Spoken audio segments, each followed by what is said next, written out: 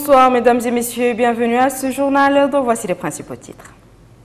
Le président de la République annonce à partir du quartier El Wafa de Nouadhibou le démarrage du programme de logements sociaux dont profiteront plus de 1000 familles avant d'être généralisé aux autres villes du pays.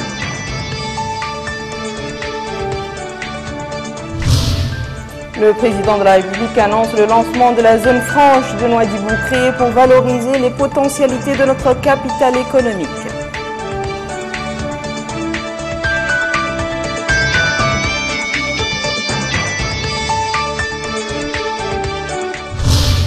Les populations de Nouadhibou réservent un accueil chaleureux au président de la République, traduisant combien ils apprécient les réalisations accomplies dans le pays en général et à Nouadhibou en particulier.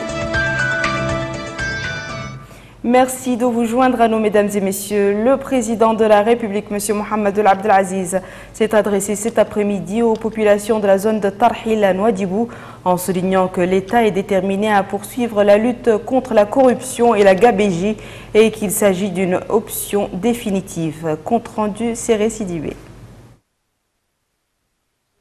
Au centre de santé du quartier El Wafa de Nouadhibou, le président de la République, Mohamed Ould Abdel Aziz, a exhorté le personnel à œuvrer au rapprochement des prestations des citoyens et à leur accorder davantage d'attention afin d'atténuer leurs souffrances en leur offrant des services de santé de qualité avec toute la célérité requise. Le chef de l'État a annoncé qu'un programme de construction de 1170 habitats sociaux sera lancé à partir de la ville de Nouadhibou et profitera aux couches les plus nécessiteuses. L'État a dit, le président de la République prend en charge 50% du coût de construction de ces logements sociaux, qui sera généralisé par la suite à l'ensemble du territoire national, alors que les 50% restants seront pris en charge progressivement par les familles en tenant compte de leurs revenus. Mohamed Ould Abdel Aziz a indiqué que les bénéficiaires de ce programme ont été recensés après avoir défini les critères ayant permis de faire objectivement ce choix. Le chef de l'État a réaffirmé qu'il continuera à respecter les engagements qu'il a pris devant le peuple mauritanien, et ce, en poursuivant la lutte contre la gabegie et les prévaricateurs. Et dans ce cadre, il a précisé qu'il s'agit là de questions à l'origine de la confiance que les citoyens ont placée en son programme électoral, en plus des répercussions positives de telles politiques sur la vie des citoyens, notamment ceux qui ont longtemps souffert de la marginalisation et de l'exclusion, a-t-il conclu. Le président de la République, M. Mohamed Ould Abdel Aziz, a visité lundi après-midi le centre de santé du quartier El Wafa à Nouadhibou. Sur place, le président de la République a pris connaissance du plateau technique de cette formation sanitaire de la catégorie A, jouissant d'une capacité d'accueil de 12 lits. Le centre comporte un service de maternité et un personnel soignant composé d'un médecin-chef, de 3 sages-femmes, d'une infirmière et d'un certain nombre d'accoucheuses. Au cours de cette visite, le président de la République, qui a été accueilli par le ministre de la Santé et ses principaux collaborateurs, a exhorté les autorités sanitaires à rapprocher les prestations des usagers et à tout faire pour alléger leurs souffrances en leur dispensant des soins de qualité et avec toute la célérité requise. Le président de la République s'est ensuite enquis de l'état d'avancement des travaux de la villa de passage exécutés par la Fondation SNIM sur une enveloppe financière de l'ordre de 200 millions d'ouguiyas. Cette réalisation s'inscrit dans le cadre des efforts consentis pour le renforcement et l'extension des services publics dans la wilaya de Dakhla Nouadhibou.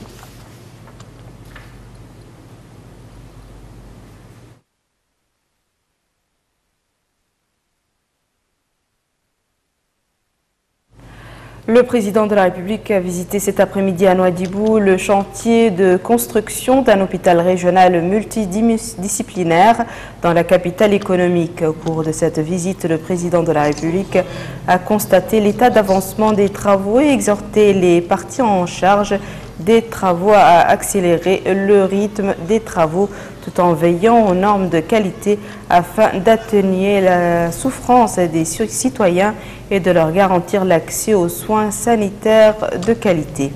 Financée par la Fondation SNIM à hauteur de 2,7 milliards d'ouguiyas, cette formation hospitalière sera dotée de toutes les spécialités équipées avec un plateau technique moderne. Le président de la République a été accueilli sur le site par le ministre de la Santé, M. Ahmedou El-Haddamine El-Jelvoun, entouré de ses principaux collaborateurs. Le président de la République a par la suite visité l'usine Granit et Marbre de Mauritanie à Nouadhibou, relevant de la SNIM. Le président de la République s'est rendu dans les différentes composantes de l'usine où il a suivi des explications sur son fonctionnement. Créée en 1998, l'usine de Granit et Marbre de Mauritanie se charge de la transformation de la pierre en perspective de son utilisation dans les travaux de construction et de décoration afin de renforcer les capacités nationales dans le domaine et créer davantage d'emplois.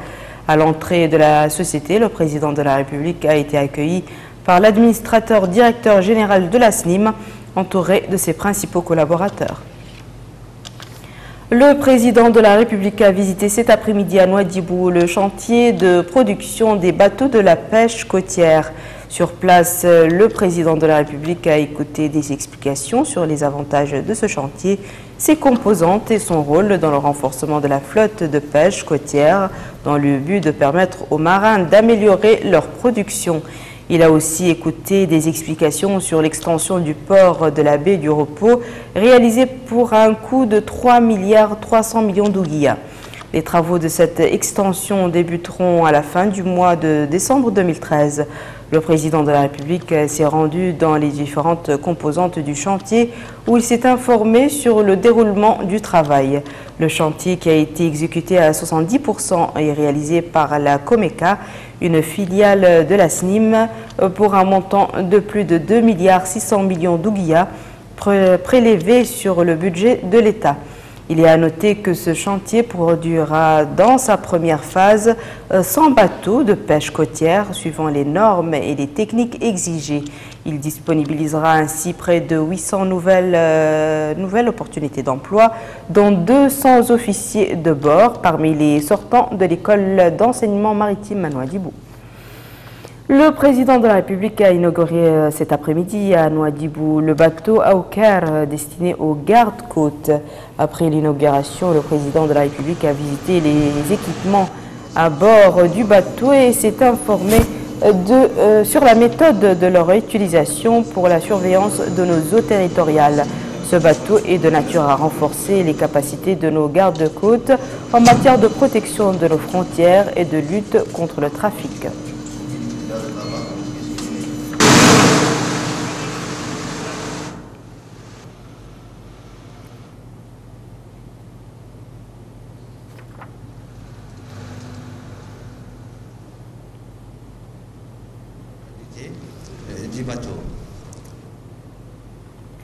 Le président de la République, M. Mohamed Abdel Aziz, a donné aujourd'hui, à partir du port autonome de Nouadhibou, le coup d'envoi des activités de la zone franche de Nouadhibou, créée récemment pour faire valoriser les potentialités de notre capitale économique et exploiter les opportunités qu'elle offre en vue d'asseoir les bases d'un développement économique et social homogène et améliorer les conditions des populations dans cette wilaya en leur permettant d'accéder à un niveau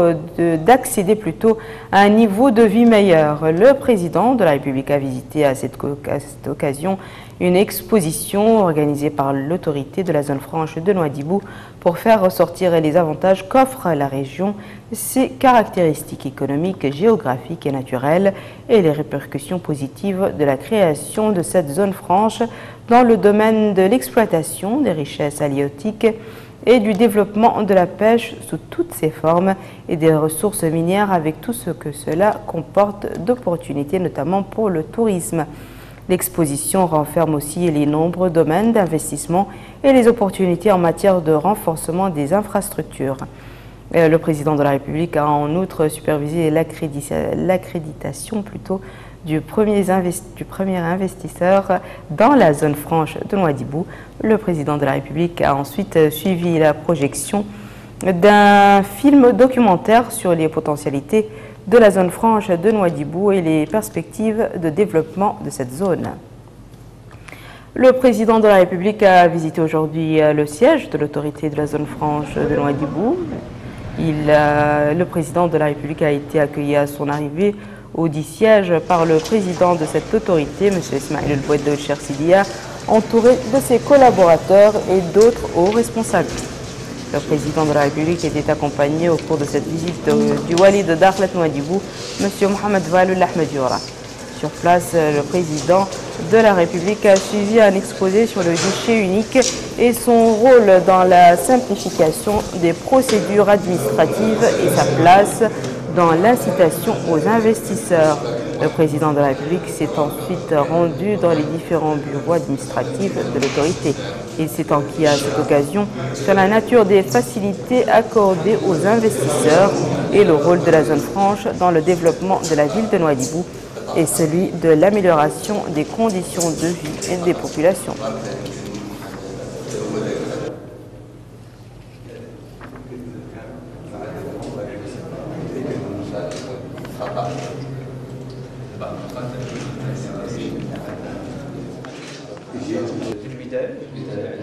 بداية حد فات ما عنده مشكلة جاهز عنده ملفات وكاملين جاهزين ما هو كل الرجال يوصل هذه المرحلة.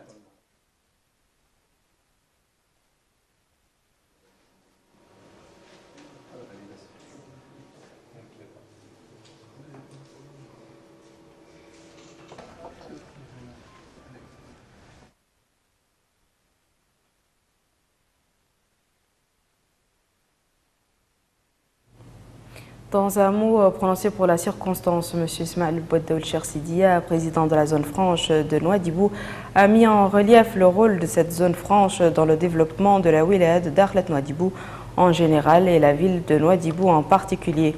Le président de l'autorité de la zone franche de Nouadhibou a indiqué que ce projet n'est pas seulement une réalisation économique, mais il est aussi une réalisation d'une nouvelle vision de développement basée sur l'exploitation optimale des potentialités du pays et sa position stratégique privilégiée en tant que pont entre l'Afrique du Nord, l'Afrique noire, l'Europe occidentale et l'Amérique.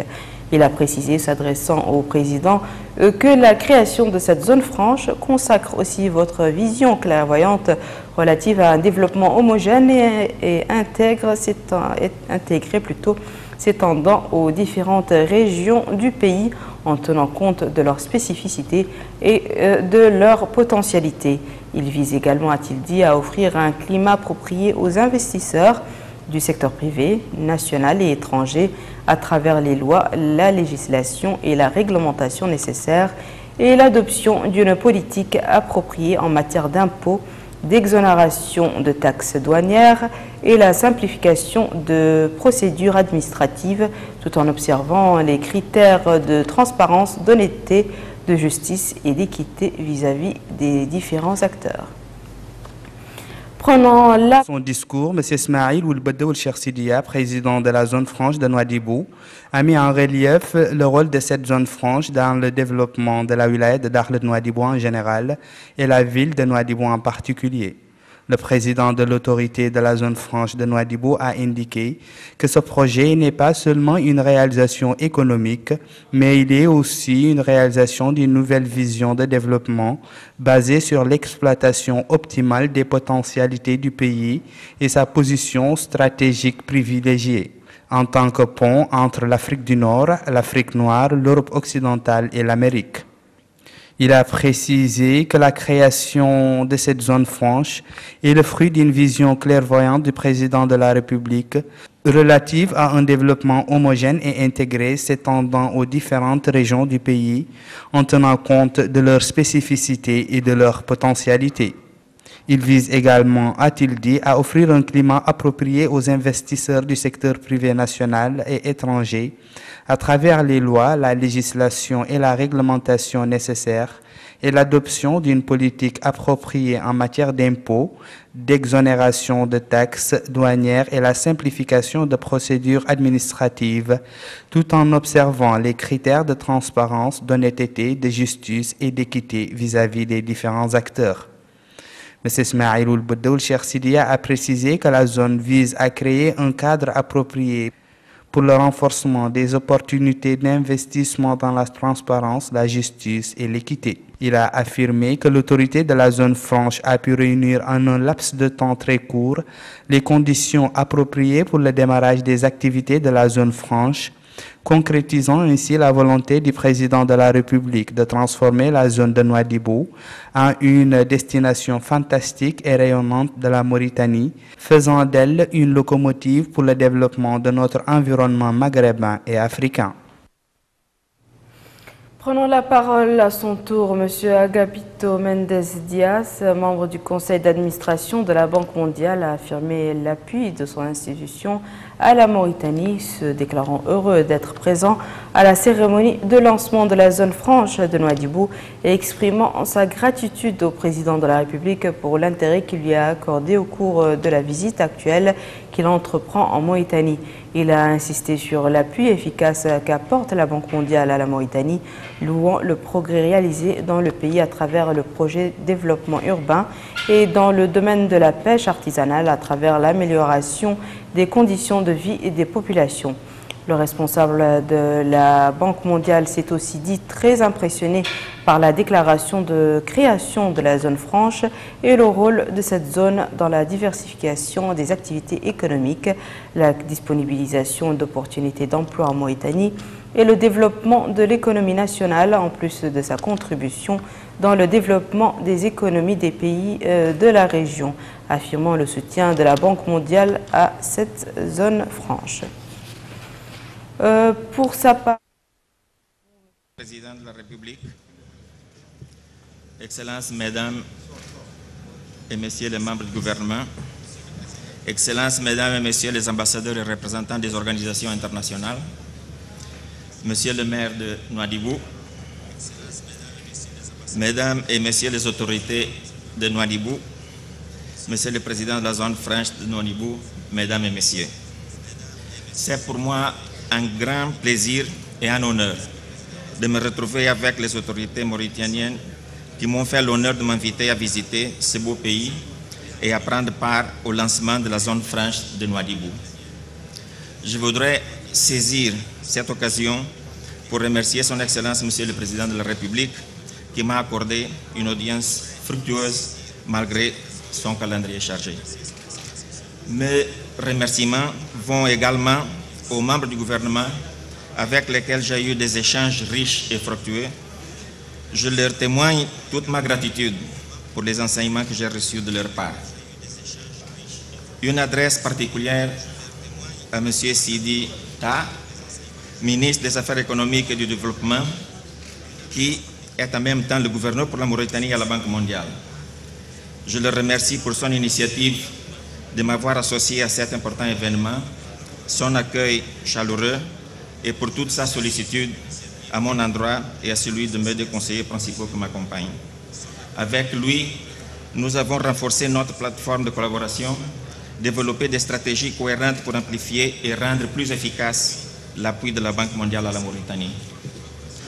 Je suis redevable également à tous ceux qui s'y sont mobilisés à divers niveaux pour m'informer et partager avec moi leurs expériences, connaissances et savoir-faire du terrain.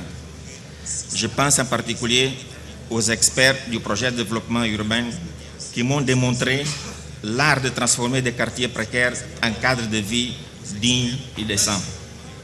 Je pense également à l'importante initiative de perfectionnement des bateaux de pêcheurs qui permet de passer d'une pêche artisanale sous-productive à une pêche moderne, plus productive et plus efficace qui va améliorer sans doute les conditions de vie et de travail des pêcheurs.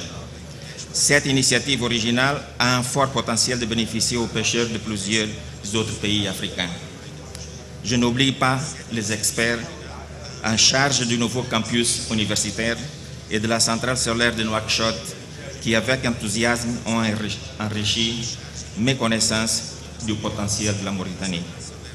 Je saisis cette occasion également pour reconnaître les travaux louables que la directrice des opérations pour la Mauritanie, Mme Vera Songwe, et M. Mokhtar Thiam, le représentant résident de la Banque mondiale en Mauritanie, et toute son équipe pour le travail qu'ils abattent tous les jours pour le développement de la Mauritanie. qu'ils trouvent ici ma sincère gratitude et remerciement. Je les encourage vivement à persévérer dans leur mission. En tant qu'administrateur de la Banque mondiale pour la Mauritanie, vous comprenez aisément que j'ai mis à profit cette invitation pour faire le point de la collaboration entre la Mauritanie et la Banque mondiale. Sur la base des réalisations et de la qualité du dialogue entre les deux parties, je peux affirmer que la relation entre les deux parties se porte bien. En effet, la Banque, en collaboration avec les autres partenaires, a su répondre aux besoins du gouvernement dans des secteurs clés du développement et a joué pleinement son rôle catalytique dans l'initiation de plusieurs programmes et projets de la Mauritanie, dont je m'abstiendrai de lister ici pour cause de temps. Cependant, je me référerai en particulier à la zone franche de Nouadhibou, dont nous célébrons le lancement aujourd'hui. Je suis impressionné par la conception de cette zone franche. Elle est la traduction d'une vision claire des autorités mauritaniennes pour diversifier l'économie, créer des emplois et améliorer les conditions de vie de la population. En effet, en tant que pôle halieutique, énergétique, industriel, minier et de services, la zone franche élargit la gamme des activités économiques de la Mauritanie. Cet élargissement est un élément central dans la réduction de la vulnérabilité de l'économie du pays aux chocs exogènes, commerciaux et ou environnementaux. La zone franche de Nouadhibou contribuera aussi au développement de toute la région ouest africaine, en favorisant l'intégration sous-régionale par le biais des services à l'escale des navires et les autres facilités y afférentes. Cependant, autant je me réjouis de cette étape de lancement aujourd'hui, autant je suis réaliste sur l'ampleur des défis qui restent à relever pour permettre à la zone franche de livrer tout son potentiel de développement à la Mauritanie. La Banque mondiale participe à la réalisation de cette zone franche dans la mise en place d'un cadre juridique incitatif et la formulation du partenariat public-privé. Au vu du rôle que cette zone franche pourra jouer, je suis d'avis que la Banque mondiale doit redoubler d'efforts pour permettre au pays de récolter dans les plus brefs délais les fruits de ses investissements. En ce qui me concerne, Monsieur le Président, je serai un fervent avocat de la cause mauritanienne en général, et en particulier de cette zone franche. Je repars à Washington ce soir, riche et comblé d'avoir partagé ces moments importants de l'histoire économique de la Mauritanie avec ses principaux responsables. Je ne dirai pas au revoir à Nouadhibou, mais plutôt à bientôt, Inch'Allah. Je vous remercie. Pour sa part, le maire de Nouadhibou, M. Mohamed Fadel Ould Aboubakrin, a souhaité au nom des populations de sa commune la bienvenue au président de la République, M. Mohamed Ould Abdelaziz. Il a rendu hommage à l'intérêt accordé par le président de la République au développement de la wilaya de Dakhlet Nouadhibou dans le cadre du programme global de développement que connaît le pays. Je vous propose de l'écouter. Monsieur le Wali de Dakhlet Nouadhibou, Monsieur l'autorité de la zone franche, Monsieur l'administrateur de la Banque mondiale auprès de la Mauritanie, Messieurs les sénateurs, Messieurs les députés, Messieurs les membres du corps diplomatique, Messieurs les invités, Mesdames, Messieurs. C'est une immense joie et d'honneur que nous offre le privilège de votre visite à Nouadhibou. Soyez le bienvenu parmi nous, ainsi que la délégation qui vous accompagne. Chaque passage dans la capitale économique suscite pour chaque citoyen dans cette presqu'île l'espoir d'un heureux événement, allégeant les 1001 difficultés qui jalonnent quotidiennement sa vie de tous les jours. En effet, chaque visite apporte une amélioration à notre environnement et cela est réconfortant pour nous, pour nos concitoyens. Sous votre direction éclairée, le pays a franchi des étapes considérables en un laps de temps si court, dans bien des domaines variés, en dépit des aléas d'une conjoncture mondiale économiquement capricieuse, instable et difficile. La réorganisation de l'administration par son rapprochement du citoyen, la reconstruction, le développement économique et social, l'initiation et l'exécution de nombreux chantiers sectoriels et multisectoriels apportent des solutions efficaces, durables et conformes aux problèmes et attentes des citoyens à travers le pays, Nouadhibou, à travers ce contexte, a bénéficié de plusieurs infrastructures et de projets présageant un avenir meilleur et le bien-être de ses habitants.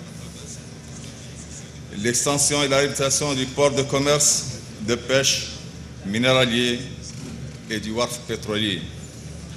Le désenclavement des quartiers périphériques, le recasement des populations dans les zones aménagées, la réhabilitation de 25 km de voies bitumées reliant les différents quartiers, le renforcement de 27 MW de la capacité de production électrique, 22 MW de la nouvelle tranche de la centrale de la Sombelec et près de 5 MW apportés par l'énergie éolienne, l'extension du réseau de distribution d'eau à travers tous les quartiers, les constructions et voies d'équipement de 8 transformateurs de 400 kVA, la construction de 110 km de réseau aérien à basse tension, la pose de 1050 foyers d'éclairage public, pour ne citer que cela. La construction de l'hôpital en cours apporte sans aucun doute, sans aucun équivoque, la solution définitive aux préoccupations de notre population. L'éloignement de Nouakchott, où se situe la majorité des infrastructures spécialisées, posait problème à une population à propension prolétarienne, s'il faut rajouter à cela le coût des évacuations sanitaires de la frange sans aucun revenu. L'espoir est désormais permis à tous nos citoyens démunis qui ne seront pas laissés pour compte. Monsieur le Président, soyez-en profondément remerciés. La distribution de 800 parcelles à usage agricole et maraîcher dans le processus de lutte que vous menez âprement pour l'éradication de la pauvreté jette les bases réelles et objectives d'une politique d'autosuffisance locale. Ces actions concrètes illustrent avec éloquence, comme tant d'autres qui les ont précédées partout ailleurs, de votre volonté de faire aller de l'avant notre pays dans la voie du développement. Elles sont à la dimension des attentes et de l'aspiration de nos populations et s'inscrivent harmonieusement dans une dynamique de développement économique et d'excellence que vous avez bien voulu nous tracer. L'inauguration aujourd'hui de la zone franche en est l'aboutissement. Cette courageuse décision crée l'environnement indispensable sans lequel toute potentialité du développement serait utopique et ne trouverait pas le cadre de son plein essor. Pour cela, Nouadhibou dispose d'atouts exceptionnels, les produits halieutiques, les produits miniers, les potentialités balnéaires et touristiques, le potentiel gazier et pétrolier, la position géographique par rapport au trafic maritime international nord-sud, sud-nord, pour la desserte de toute l'Afrique de l'Ouest, de l'Europe et même des Amériques, la protection naturelle de son port. Aujourd'hui, dans un contexte mondial où la globalisation s'impose inostensiblement à tous les niveaux de l'activité économique, l'extension des activités de production des services et des biens ne connaît de frontières que le cadre que les différents pays offrent pour drainer les investissements et par voie de conséquence les opportunités de développement et de création de la richesse au profit de leurs citoyens. Dans cette perspective, les conditions de vie de nos populations changeront totalement par le fait d'une dynamique économique d'où émergeront de nouvelles opportunités d'emploi. Ainsi, Monsieur le Président, ces critères sont les mobiles en lesquels repose la décision stratégique majeure et courageuse de la zone franche de Nouadhibou pour le développement du pays. Signalons enfin que dans le cadre de nouvelles conditions techniques et financières introduites au protocole de pêche signé avec l'Union européenne, conditions que nous saluons et soutenons comme une première dans un domaine naguère bradé, la zone franche trouvera la possibilité de décoller et de servir et de soir sur des bases solides l'expansion économique de ce secteur d'activité dont les effets induits touchent directement ou indirectement toutes les franges de notre société et toutes les régions du pays. À cette occasion, au nom des citoyens de la ville, nous vous adressons nos sincères remerciements pour l'association de cette demande récurrente après tant d'années d'attente.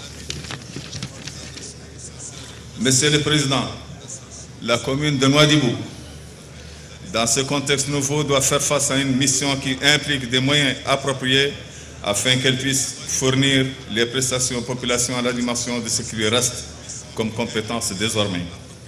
En effet, la zone franche ne manquera pas en toute évidence d'imposer un changement radical à son environnement avec pour effet un accroissement de la demande de services, une élévation du niveau d'exigence de qualité et de performance, toutes contraintes auxquelles la commune doit se préparer tant au niveau conceptuel qu'au niveau organisationnel qu'en termes de ressources humaines et financières.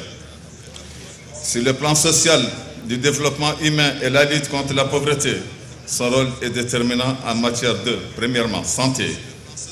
La commune gère 4 centres de santé couvrant les zones périphériques et en assure le fonctionnement et le financement où tous les citoyens de la ville y ont accès aux soins complets à des conditions en harmonie avec leurs capacités financières.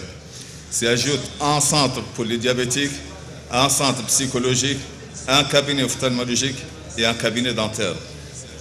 Cette action est renforcée par l'apport de diverses missions annuelles et pluridisciplinaires espagnoles dans le cadre de la coopération au profit des populations de la cité et des zones périphériques.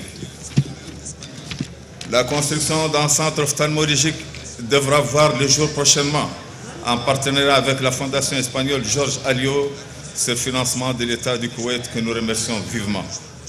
Ce centre, dont les travaux doivent commencer dans le courant de 2013, aura pour fonction la prise en charge des soins primaires et d'assurer le suivi des patients, ainsi que de servir de point focal pour la coopération en ophtalmologie.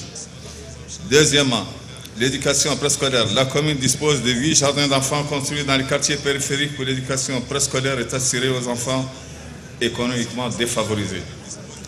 Le gardiennage, l'entretien et l'affection aux besoins de l'habitation de 26 écoles sont assurés par la commune. Les 11 cantines scolaires, la commune dispense un repas quotidien complet au profit de 1200 enfants défavorisés. Troisièmement, le développement à la base. À travers 4 pôles de développement, plus de 500 femmes disposant de cadres d'infrastructures où elles s'adonnent aux activités génératrices de revenus variés.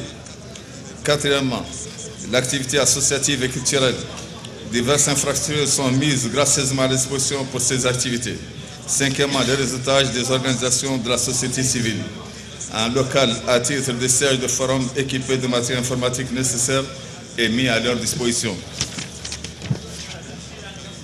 Les funérailles. La commune de Nouadhibou est l'une des rares, voire la seule, à prendre entièrement en charge les funérailles des citoyens, transport, dépouilles, toilettage, ensevelissement, etc., etc. Il est permis de dire que certaines missions de ce genre ne relèvent pas systématiquement de la commune. Il est clair qu'en l'absence de son implication, la situation locale de ce secteur prioritaire et indispensable de la vie des citoyens aurait été bien différente avec ses corollaires multiples et imprévisibles. Monsieur le Président, conscient de l'importance capitale que vous ne cessez de porter au devenir et au bien-être des citoyens en général et notre ville en particulier, votre visite m'offre l'occasion d'attirer votre honorable attention sur 2 points importants. Premièrement, la préservation du cadre de fonctionnement de la commune de Nouadhibou, institution de proximité à travers laquelle les citoyens font appel pour tous les problèmes quotidiens. Cette mesure permet de renforcer la confiance et d'ancrer davantage la quiétude et la paix sociale dans les diverses composantes de notre population par les services rendus. Deuxièmement, la préservation de l'environnement naturel de la baie de l'Étoile constitue le socle de tout développement durable. L'écosystème trop fragile de cette baie et sa complexité ne manquerait pas d'engendrer des conséquences néfastes sur l'équilibre de la biodiversité et à terme sur bien des activités économiques de la région tout entière.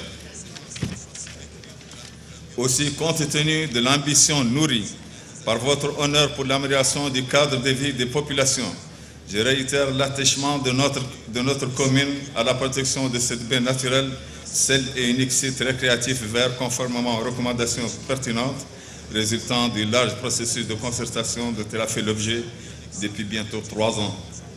Pour terminer, il ne me reste plus qu'à vous formuler une très bonne santé et un agréable séjour parmi nous. Je vous remercie. Tout au long de la route reliant l'aéroport de Nouadhibou au site en question, les habitants de la capitale économique ont réservé un accueil chaleureux au président de la République. Les populations ont brandi à cette occasion les banderoles souhaitant la bienvenue au chef de l'État et louant les réalisations accomplies sous sa direction.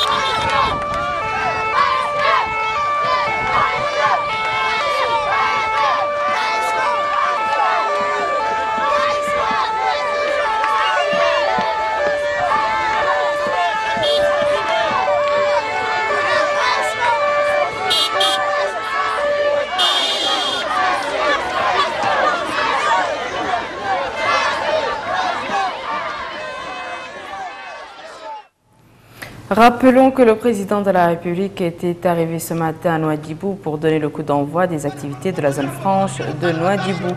Le président de la République a été accueilli à sa descente d'avion par le Wali de Dakhlet Nouadhibou, le président de la zone franche de Nouadhibou, le maire de la commune de Nouadhibou, l'administrateur directeur général de la SNIM, le colonel Abdallah Ould Talib, commandant de la première région militaire, les élus, les notables et nombreuses populations de la wilaya. Après avoir passé en revue un détachement des forces armées venu rendre les honneurs, le président de la République a salué les personnalités venues l'accueillir avant de se diriger au site où sera donné le coup d'envoi des activités de la zone franche de Nouadhibou.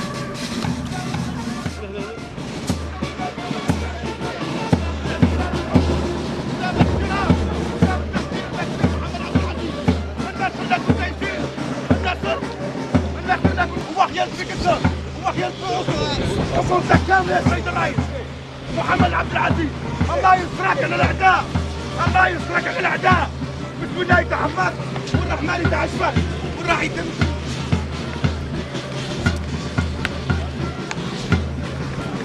اللهم النصر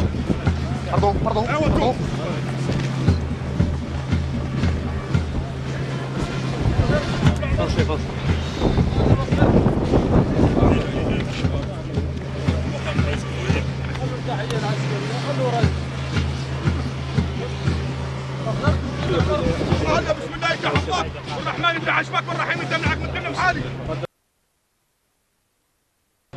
ولا كلام الرجال ولا كلام الرجاله احنا ما نستنصروا كلام الرجاله كيفك انت رئيس والرئيس عندنا ما يجردوا انت رئيس وعطاك ولا رئاسه والتوفيق ان شاء الله فعل العليه فكنت جاي النبي المصطفى النصر لك يا سيد الرئيس محمد عبد العزيز الرئيس المحترم الرئيس اللي مقدرنا ومشيعنا في العالم كامل في عشريين الرئيس فخامة الرئيس اللي عنده العدالة والديمقراطية محمد والعبد العزيز النصر والتيسير الله يسرك الله يسرك برك بجاي النبي المصطفى الرب اللي يعطاك انه يمتعنا بيك ما نبقوا شقارة ولا يخلق شقارة جاي الموريتاني ابو الوطن حقيقي بسم الله يتعوضك والرحمن يتعشبك والرحيم يدمعك من كل محل ويطلع درجتك ويعليك ويخليك مرة انت خلوي شوي لا خليني انا وانت شفناك لا تقولي اخوي كريدك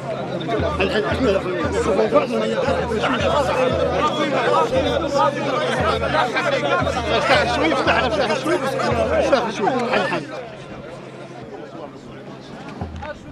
يا مرحبا وسهلا وهلا مرحبا كبيره قلت من عمير مع نظامكم انتم الحكومه بكم انتم الحكومه ما لازمكم عار من جهه اذا سافر الرئيس انتم ولا بالتزامكم باحترام ولا الرئيس تمشوا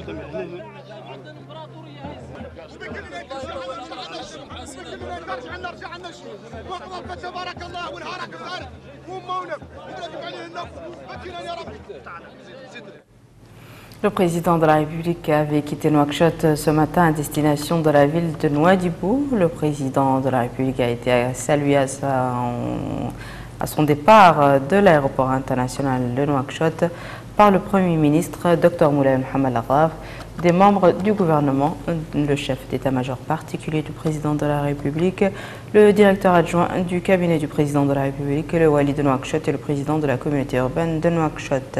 Au cours de ce voyage, le président de la République est accompagné d'une importante délégation comprenant notamment M. Sidulita, ministre des Affaires économiques et du Développement, M. Thiam Djoumbar, ministre des Finances, M. Talib Abdivoal, ministre du Pétrole, de l'Énergie et des Mines, M. Bombol Darman, ministre du Commerce, de l'Industrie, de l'Artisanat et du Tourisme, M. Ahmed Doul Haddamil Jelvoun, ministre de la Santé, M. Aqlav Naouleyi, ministre des Pêches et de l'Économie maritime, M. Bayaya Bokar, ministre de l'Habitat, de l'Urbanisme et de l'Aménagement du Territoire, M. Mohamed Emin Boyoul Cheikh Al-Hadrami, ministre de l'Hydraulique et de l'Assainissement, M. Issel Koul Ahmed Izidbi, directeur du cabinet du président de la République. Actualité parlementaire à présent, la conférence des présidents de l'Assemblée nationale s'est réunie aujourd'hui sous la présidence de M. Al-Arbi Oul-Jeddain, vice-président de cette chambre. La réunion a été consacrée à la programmation des séances plénières au cours de la période qui reste de l'actuelle session et à la détermination des projets de loi qui vont être discutés en vue de leur adoption. Le gouvernement a été représenté au cours de cette réunion par M. Mohamed Yahya Al-Harma, ministre de la Communication et des Relations avec le Parlement.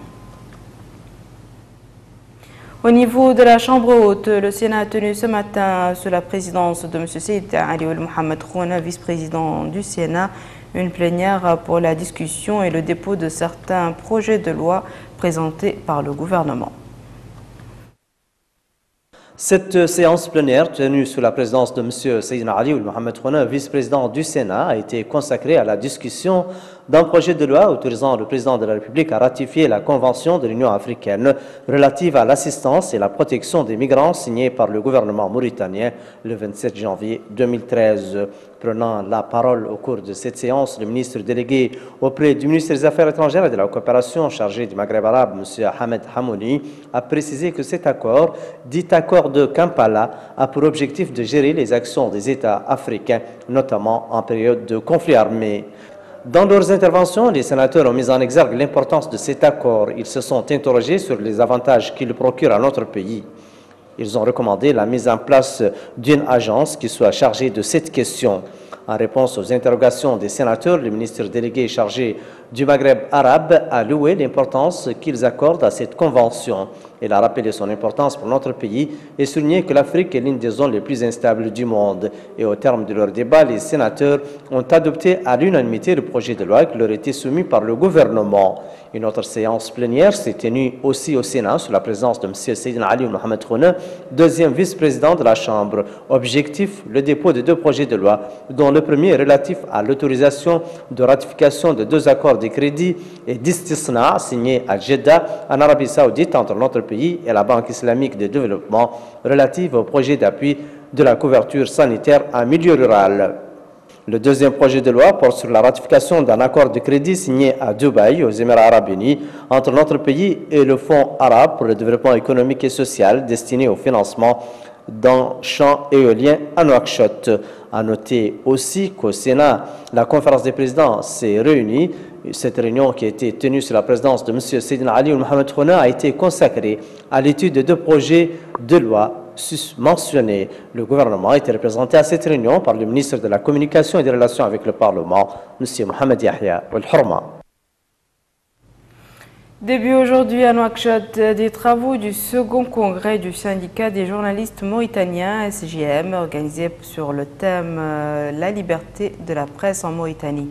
Supervisant ces assises, le ministre de la Communication et des Relations avec le Parlement, M. Mohamed Yahya Al-Harma, qui a souligné que cette assemblée est un événement démocratique par excellence au cours duquel seront renouvelées les instances dirigeantes par retour au congrès ordinaire dans des conditions marquées par la compétition et la transparence. C'est sous le thème « La liberté de la presse en Mauritanie » que s'est déroulé ce matin au Palais des Congrès de Nouakchott les travaux du deuxième congrès du syndicat des journalistes mauritaniens. Ouvrant les travaux de ce congrès, M. Mohamed Yahya Al-Harma, ministre de la Communication et des Relations avec le Parlement, a réaffirmé l'engagement du gouvernement d'accompagner toute action visant à sécuriser l'ouverture, le pluralisme et l'indépendance, tout en précisant que son département ne ménagera aucun effort pour soutenir les actions du syndicat des journalistes d'une part et d'autre part mettre en application les orientations du président de la République, son Excellence M. Mohamed Abdelaziz, dans le cadre de la politique générale du gouvernement visant à rehausser le niveau de la presse et de l'audiovisuel en Mauritanie.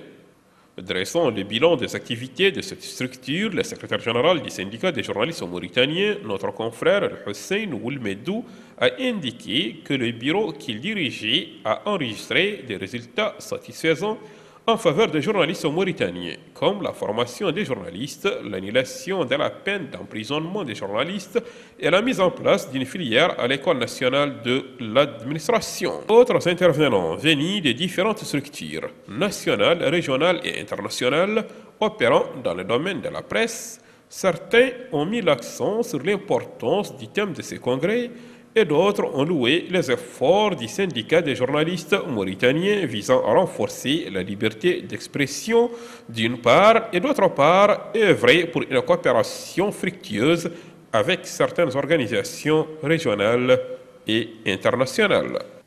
Les participants à ce deuxième congrès du syndicat des journalistes mauritaniens vont évoquer au cours de ces assises plusieurs thèmes en rapport avec la liberté d'expression, la déontologie et l'éthique de la profession, les statuts de ce syndicat, les droits des journalistes et plusieurs autres aspects seront développés par les participants. Les formations politiques membres de la Convention pour l'alternance pacifique CAP et de l'Alliance nationale ont organisé hier après-midi à Nouakchott un meeting populaire pour soutenir l'initiative du président Massoud El-Bourkhair. Ouvrant le meeting, le président Massoud El-Bourkhair a remercié les citoyens venus témoigner leur adhésion à son initiative. Il a appelé le président de la République a accepté le gouvernement de large consensus. Je fonde de grands espoirs sur le président de la République et mon souhait, c'est de le voir répondre positivement à l'initiative qui constitue une doléance pour les citoyens ici présents, a-t-il déclaré. S'adressant à la coordination de l'opposition démocratique CODE, le président Massoud El-Bourkhair a souligné qu'elle assume une partie de responsabilité de la situation politique actuelle.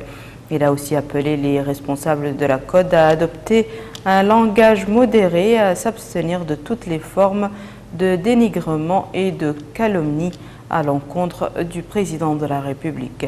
Au sujet des échos suscités par l'initiative, M. Massoud El-Bourkhair a dit « Les deux partis concernés, la majorité présidentielle et la CODE, ont positivement répondu à l'initiative, mais jusqu'à présent, ce sont là des intentions qui nécessitent des actes concrets. La majorité et la CODE doivent comprendre que le peuple mauritanien est avec l'initiative, il cherche l'unité, la paix sociale et la démocratie, car elle constitue la solution appropriée pour un pays qui a la guerre et le terrorisme sur ses frontières, a-t-il précisé. Plusieurs leaders politiques et présidents des organisations de la société civile se sont succédés par la suite sur la tribune et ont exprimé leur adhésion à cette initiative. Nouakchott a abrité ce matin les travaux d'un atelier de sensibilisation et de plaidoyer en faveur des prestations que présente le Centre national d'orthopédie et de réadaptation fonctionnelle CNORF.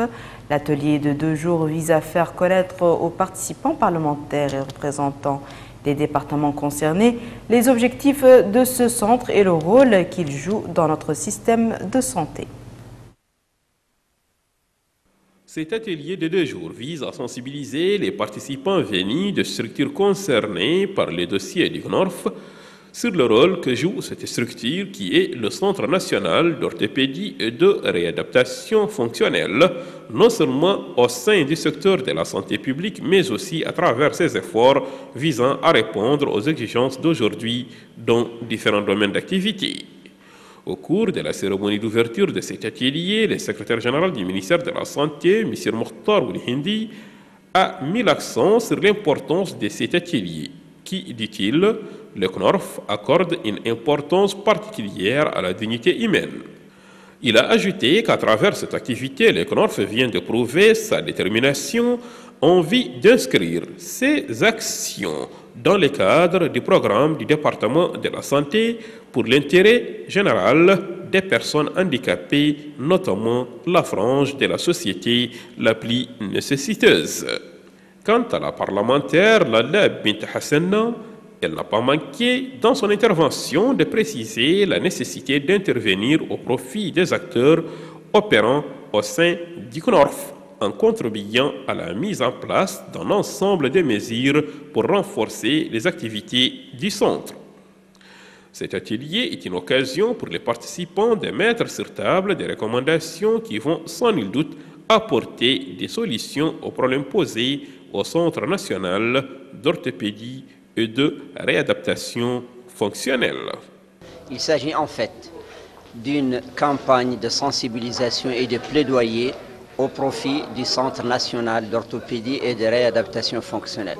Autrement dit, il s'agit de sensibiliser nos populations, nos personnes handicapées physiques sur les prestations fournies par ce centre. En l'occurrence, les prothèses, qu'elles soient tibiales ou fémorales, ou qu'il s'agisse d'orthèses pour les personnes atteintes d'un accident de la voie publique qui a fait qu'elles ont été amputées. Et, donc ça, c'est un volet essentiel pour ce centre.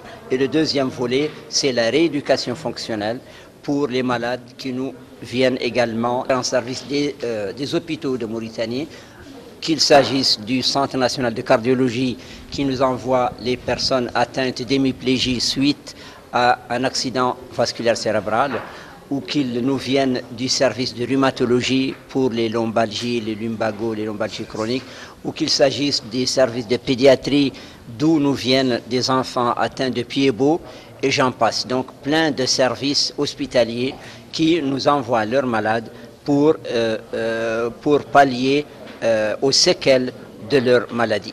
Entre les recommandations attendues des uns et des autres, et en prenant en considération les efforts du centre, il est devenu nécessaire d'accompagner toute action du CNORF pour l'intérêt de tous. La wilaya de Nouakchott a organisé ce lundi dans les locaux de la Chambre mauritanienne du commerce, de l'industrie et de l'agriculture un atelier régional sur le processus de concertation de l'après-2015. D'une durée de 2 jours, cette rencontre vise à encourager les échanges des points de vue entre les différentes parties concernées par tous les domaines se rapportant à l'œuvre du développement du pays. Cette rencontre de 2 jours vise à encourager les échanges des points de vue entre les différentes parties concernées par tous les domaines se rapportant à l'opération de développement du pays, en vue de concevoir la vision voulue par tous pour la Mauritanie. Ce processus de consultation nationale a été lancé en avril 2013 après que notre pays ait été désigné en janvier 2013 comme pays pilote devant faire l'objet des consultations nationales sur l'agenda de développement de l'après-2015. Dans ce cadre, il est prévu, en collaboration avec le ministère des Affaires économiques et du Développement et le PNUD, d'organiser à Nouakchott, Kaïdi et Kifa 3 ateliers interrégionaux qui auront lieu respectivement du 24 au 25 juin, du 27 au 28 juin et du 30 juin au 1er juillet 2013.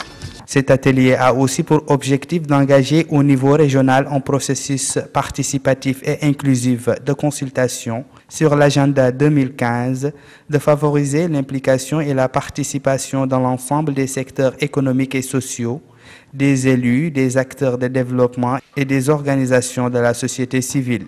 Les OMD constituent depuis plus d'une décennie le principal cadre international de développement. Ils ont orienté et continuent d'influencer les politiques et programmes de développement. Aussi, leur mise en œuvre a-t-elle été efficace dans plusieurs domaines et contribué à l'amélioration des conditions de vie des populations de façon notable. Les OMD ont également servi de cadre commun pour l'action de coopération au niveau mondial sur le développement, contribuant ainsi au renforcement de la solidarité internationale. À noter que des représentants des wilayas du nord mauritanien comme l'Adrar, le Tirizamour, Nouadhibou et l'Inchiri, les hakim des Muqata'a et les maires des communes des wilayas précités ainsi que de Nouakchott prennent part à cet atelier régional relatif au processus de concertation sur le poste 2015. L'Union générale des étudiants mauritaniens a organisé dans les locaux de la faculté des sciences juridiques et économiques une cérémonie de fin d'année universitaire 2012-2013 sous le thème « Rendre hommage aux méritants ». La manifestation a commencé par un mot à la mémoire du doyen de la faculté, Feu Mohamed Ould Ahmedou Bamba, passant en revue les principales étapes de la vie du disparu, ses atouts, les réalisations accomplies grâce à son effort au profit de cette structure scientifique. Le secrétaire général de l'Union, l'étudiant Mohamed Ould a dans son mot pour la circonstance évoqué le rôle de l'Union dans la lutte estudiantine et les services qu'elle présente aux étudiants tant au niveau intérieur qu'extérieur. L'association Agadir pour la culture et le développement a organisé samedi dernier un colloque sur l'évaluation des initiatives génératrices de revenus succès et échecs. La manifestation a été animée par un groupe de penseurs et d'experts nationaux dans les domaines du développement économique. Le président de l'association, M. Bahoulb, a loué les efforts des autorités de l'État visant à améliorer les conditions de vie des citoyens, à encourager le pluralisme de la société civile ainsi que la réalisation du développement global dans le pays tout en assurant le climat d'ouverture nécessaire pour le travail associatif dans son ensemble. Ensuite, l'expert Gandega Sili a présenté un exposé dans lequel il a souligné le contexte général des activités génératrices de revenus AGR dans le développement humain durable en tant que moteur essentiel et finalité pour un développement durable. Ce sera tout pour ce journal, mesdames et messieurs. Voici à présent le rappel des titres. Le président de la République annonce à partir du quartier Al-Wafa de Nouadhibou le démarrage du programme de logements sociaux dont profiteront plus de 1000 familles avant d'être généralisé plutôt aux autres villes du pays. Le président de la République annonce le lancement de la zone franche de Nouadhibou créée pour valoriser les potentialités de notre capitale économique.